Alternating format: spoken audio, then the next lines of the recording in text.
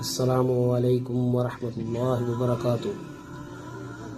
یقیناً خوشی اور غم یہ اللہ کے ہاتھ میں ہے، اور ان ہر دو کیفیات میں ایک مسلمان کا عمل جو ہے وہ مسنون ہونا چاہیے۔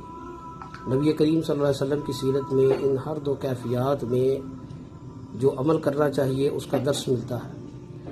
ابو بکر رضی اللہ تعالیٰ عنہ بیان کرتے ہیں، نبی رحمت صلی اللہ علیہ وسلم کو جب کوئی خوشی کی خبر پہنچتی یا کوئی ایسی بات کی خبر آتی یا کوئی ایسا عمل ہوتا جس سے آپ خوش ہوتے تو آپ فوری طور پر اللہ کی بارگاہ میں سجدہ شکر ادا کرتے، سجدہ ریز ہو جاتے۔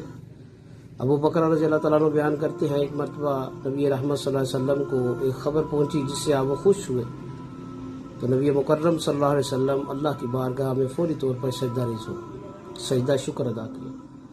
کعب بن مالک رضی اللہ تعالیٰ عنہ جو غزوہ تبوک میں پیچھے رہ گئے اور اللہ سے توبہ کی امید میں 50 دن کا انتظار کرتے رہے، ان کا سوشل بائیکاٹ ہو گیا۔ جب ان کی توبہ کی خبر اللہ کے رسول صلی اللہ علیہ وسلم نے ان تک پہنچائی، اعلان ہو گیا کہ ان کی توبہ قبول ہو گئی ہے، تو صحیح بخاری میں یہ واقعہ ملتا ہے کہ وہ بھی اللہ کی بارگاہ میں سجدہ ریز ہو گئے۔ تو نبی مکرم صلی اللہ علیہ وسلم کی سیرت اور آپ کے اصحاب کی سیرت سے یہی ملتا ہے کہ جب بھی کوئی کامیابی کو خوشی ملے تو اللہ کی بارگاہ میں سجدہ ریز ہونا چاہیے۔ اللہ عمل کی توفیق عطا فرمائے۔